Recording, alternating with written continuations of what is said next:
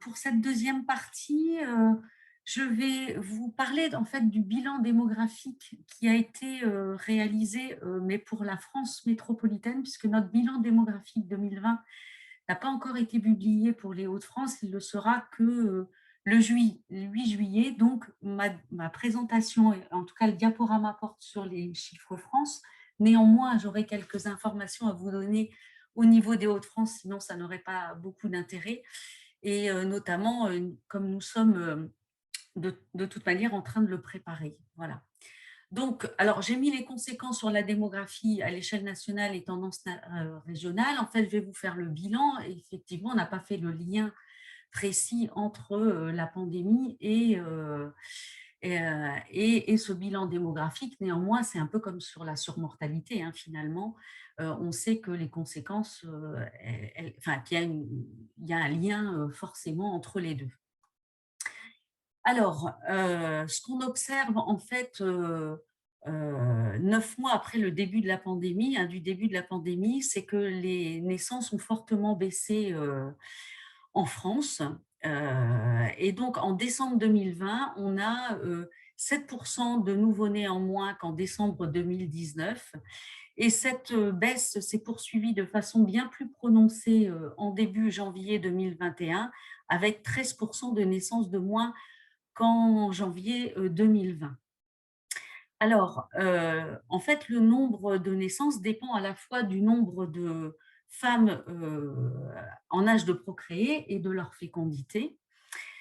Ce qu'on observe depuis le début des années 90, c'est une baisse de la population féminine de 20 à 40 ans, c'est-à-dire en âge où les femmes sont les plus fécondes. Mais qui semble marquer le pas en fait, enfin qui semble marquer un palier depuis 2016. Et en fait, ce qu'on observe, c'est que les évolutions récentes s'expliquent donc davantage par la baisse de la fécondité. Euh, alors, et donc la baisse de la fécondité qui est passée de 1,84 enfants par femme en France en 2020 par rapport à 2019 qui est de 1,86. Si pour les résultats au niveau de la région Hauts-de-France, donc selon les estimations de population, hein, puisque notre bilan il est fait à partir des estimations de population, le nombre de naissances continue de diminuer dans notre région au même rythme qu'en France, moins 2,4%. Et donc, en 2020, c'est 65 500 bébés qui sont nés, soit 1600 de moins qu'en 2019. Ce qui est particulièrement marquant dans notre région, c'est que le comportement des femmes en matière de fécondité se rapproche depuis plusieurs années à celui des Français. Ce qui caractérisait en fait notre région, c'est une fécondité forte, hein, qui était de 2,01 en 2014, hein, et qui permettait notamment le renouvellement des générations. Et ce n'est plus le cas aujourd'hui, puisque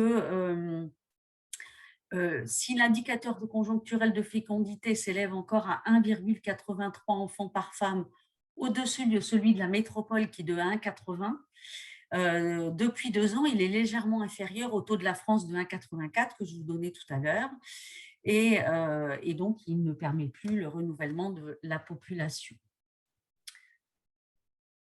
Du coup, avec l'augmentation des décès qu'on a vu et la baisse des naissances, le solde naturel, donc la différence entre le nombre de naissances et des décès, pardon, s'établit à plus 82 000 en France.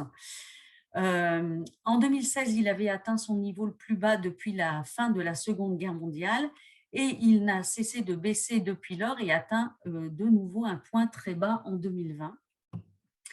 Dans notre région, on note exactement le même mouvement, hein. Le solde naturel de la région s'établit à plus 4 000 personnes. Il continue de diminuer pour atteindre un niveau très bas en 2020, même s'il demeure évidemment excédentaire. Mais la baisse des naissances amorcée depuis 2014 avait sensiblement réduit le solde naturel, passant de 26 000 à 11 600 en 2019. Et donc, en 2020, c'est surtout la hausse considérable des décès qui est responsable du net recul du solde naturel, moins 65% en région contre moins 62% en France.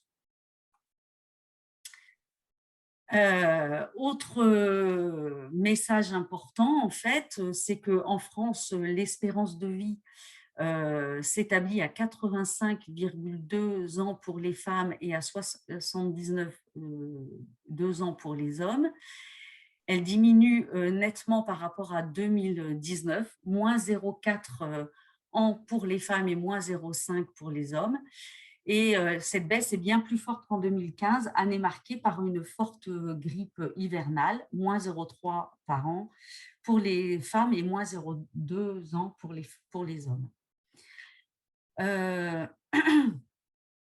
Donc, ces dernières années, les gains d'espérance de vie s'étaient ralentis pour les hommes comme pour les femmes. Entre 2010 et 2019, soit avant 2020, les femmes avaient gagné 1 an et contre 1,7 ans entre 2001 et 2010. Pour les hommes, les gains étaient de 1,7 ans et après 2,6 ans. Donc, dans notre région, pour la première fois depuis plus de 50 ans, l'espérance de vie diminue aussi.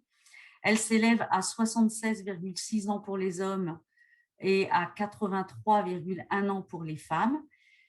Les hommes perdent ainsi près d'1 an et les femmes environ 9 mois en 1 an. Le recul de l'espérance de vie à l'échelle du pays est plus faible, environ 6 mois de moins pour les hommes et 5 mois pour les femmes, c'est ce que je vous ai dit. Et du coup, l'espérance de vie en Hauts-de-France reste la plus courte parmi celles observées dans toutes les régions de France. Dernier point sur ce bilan démographique, je vais essayer de passer ma dernière, si je récupère ma souris, voilà. C'est que parallèlement à ça, on note une chute historique des mariages liés au contexte sanitaire. Donc en France, c'est 148 000 mariages en moins qui ont été célébrés par rapport à l'année précédente. Donc ça fait moins 34,1% par rapport à 2019. Ce qu'il faut savoir, c'est que les célébrations ont été interdites pendant le confinement du printemps, puis limitées en nombre d'invités ensuite. Pour la région Hauts-de-France, c'est 12 800 mariages qui ont été célébrés, donc c'est 37% de moins par rapport à 2019, donc la baisse est plus forte que celle observée à l'échelle de la France. Presque tous les mariages ont été annulés en avril-mai. Donc, comme je vous l'ai dit, parce que les célébrations étaient interdites. Et puis ensuite, on a vu qu'en juin 2020, un quart des mariages avaient été célébrés par rapport à celle de 2019 et près de la moitié en juillet. Et à partir de septembre, le nombre de mariages est de nouveau comparable, voire légèrement plus élevé que ce qui a été observé en 2019. Voilà ce que j'avais à vous dire sur ce bilan démographique. Donc, vous aurez le bilan démographique qui paraîtra le 8 juillet 2021. Il sera complété par une publication qui portera sur les projections de population à l'horizon 2050. Vous avez déjà sur les projections de population une note qui est disponible sur Astrid. Et puis, je vous informe aussi que le 14 septembre, nous avons un rendez-vous de l'INSEE qui sera consacré à la démographie. Donc, je vous donne rendez-vous ce 14 septembre. Et puis, sachez aussi que vous avez des données mensuelles sur les naissances sur insee.fr à cette adresse. Voilà, merci de votre attention. Merci beaucoup, Lynne Leroux, pour cette présentation et les conséquences donc, de la crise sur la démographie. Est-ce que vous savez si c'est la région Hauts-de-France qui a le plus pâti euh, puisqu'on voit que la baisse du solde naturel, la baisse de l'espérance de vie, pardon, est plus importante pour les hommes et pour les femmes par rapport à la France. Est-ce que c'est la région qui est le plus critique dans cette situation ou d'autres Euh, régions? non, je ne sais pas parce que c'est vrai que pour l'instant, les régions n'ont pas sorti leur bilan démographique non plus et du coup, on n'a pas les éléments sur les autres régions. Euh, donc non, je n'ai pas pour D'accord. l'instant les informations, mais on essaiera de vous les communiquer dès qu'on les aura. On a retenu les dates des prochaines présentations. Voilà, c'est ça. Publications. Et sinon, on voyait sur le graphique du solde naturel qu'il était en fait déjà en baisse depuis Oui. 2013. Est-ce Mm. que ça veut dire que la Covid a accéléré quelque chose qui existait Je déjà et pense, qui oui. allait de toute façon se continuer? Mm. Je pense quand même parce que, à la fois, ben, parce qu'il y a eu une forte progression des décès, hein, c'est ce que j'ai dit, c'est principalement ça, mais en même temps, on voit une baisse des naissances et la baisse des naissances est quand même un phénomène qui est, euh, enfin, qui a lieu depuis déjà plusieurs années, hein, puisque je vous ai dit, on a vu notamment dans notre région un comportement en matière de fécondité qui s'est vraiment rapproché du niveau France alors qu'il était bien plus élevé. Et c'est ce qui fait gagner notamment de la population à notre région, hein, puisque et du coup on risque enfin on observe une diminution de la population des Hauts-de-France dès 2021 en fait, hein, et puis ce qui fait en même temps régresser la place de notre région parmi les régions les plus peuplées de France, puisqu'on passe je crois qu'en 2019, en 2018, on était troisième région la plus peuplée. On est passé en 2019 à la quatrième région la plus peuplée et on va passer à la cinquième place des régions les plus peuplées là en 2020. Voilà. On Donc régresse notre dans le... moteur démographique, en fait, est en train de s'essouffler dangereusement. Dangereusement par rapport à l'économie, c'est ça, les deux sont liés?